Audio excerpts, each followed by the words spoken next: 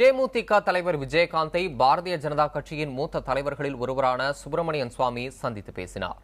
சென்னை கோயம்பேட்டில் உள்ள தேமுதிக அலுவலகத்தில் இந்த சந்திப்பு நடைபெற்றது. விஜயகாந்த், சுப்பிரமணியன் சுவாமி ஆகியோர் மீது தமிழக அரசு தொடர்ந்துள்ள அவதூறு வழக்குகள் உச்சநீதிமன்றத்தில் நடைபெற்று வருகின்றன.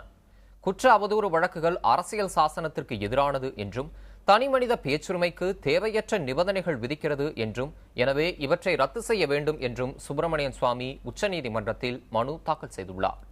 இந்நிலையில் இந்த வழக்குகளின் நிலையில் வழக்கின் தன்மை குறித்து இருவரும் ஆலோசித்ததாக கூறப்படுகிறது. சந்திப்பிற்கு பின்னர் செய்தியாளர்களிடம் பேசிய சுப்பிரமணியன் சுவாமி, வரும் சட்டமன்ற தேர்தலில் அதிமுக மற்றும் திமுகவை மக்கள் நிராகரிப்பார்கள் என கூறினார்.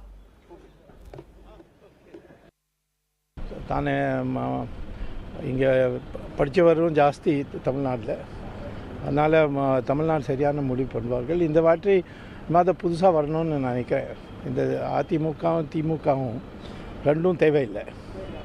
அதனால் ஒரு மூன்றாவது சக்தி மாதம் வரணும்னா அதுக்கு மக்கள் எதிர்பார்க்குறாங்க.